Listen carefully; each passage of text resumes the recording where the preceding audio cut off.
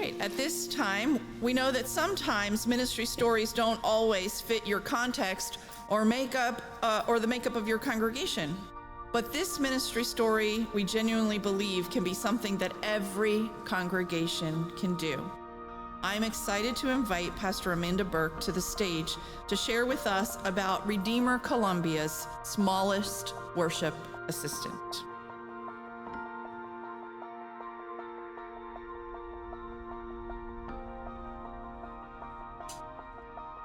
Welcome, Pastor Burke. Thank you. Good morning, everyone.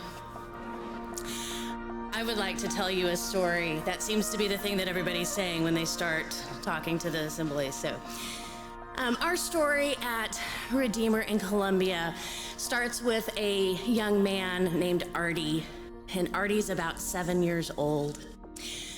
Artie is really excited about church, and sometimes during our Sunday school programs, I have to take the bulletin away from him so that he stops looking at the bulletin and focuses on our Sunday school lesson because he's that excited about church.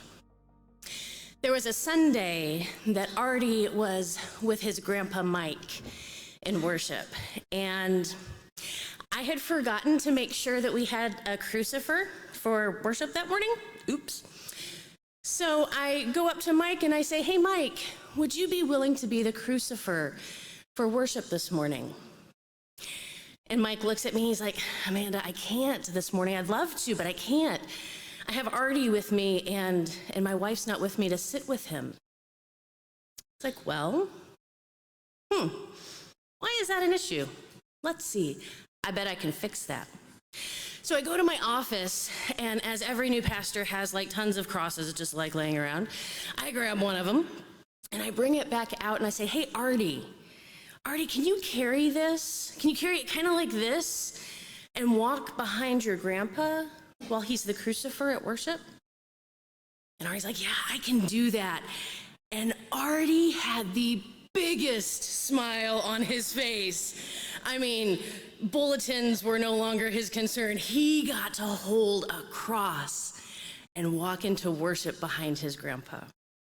It was amazing. I have goosebumps telling you about this story. And what was really wonderful is that as we processed in for worship that Sunday, you have Mike who's carrying the cross, and you have Artie who is also carrying the cross.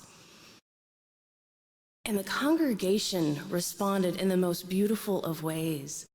There were some people that were teary-eyed, seeing this 7-year-old, seeing Artie, who we've watched grow up, carry the cross in behind his grandpa, standing so proud and so excited to be a part of worship that morning. So this has become a regular thing at Redeemer now, because not only did Artie want to make sure that he was carrying the cross in, he wanted to make sure that the other kids got the opportunity to carry the cross in as well. And so one youth group day, when we had all the kids gathered, he's like, "We're going to go teach the others how to do this." And so he led, of course, Artie led, crucifer training, and made sure all the kids knew how to do that. Another beautiful thing is one of the men in our congregation that does a lot of woodwork made sure that they had a cross that was light enough but big enough for everybody to see. So it was no longer the little cross from my office, but they had a wooden cross that they could carry into worship.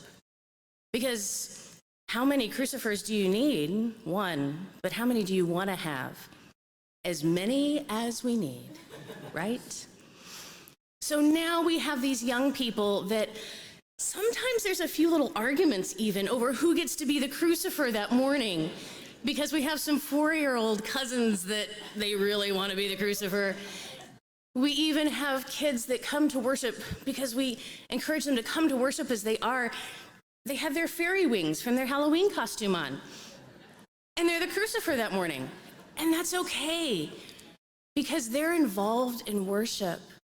And they feel a part of worship, and they have ownership in that in a very special and unique way. And we love celebrating all ages of people that are involved in worship, but in particular, those youngest that really want to be there, that really want to participate, and we love finding ways for them to be a part of that as well. So thank you for letting me share Artie's story, and I hope that that's something that you can think creatively in your congregation about, of how to include the littlest of your worshipers in worship. Thank you.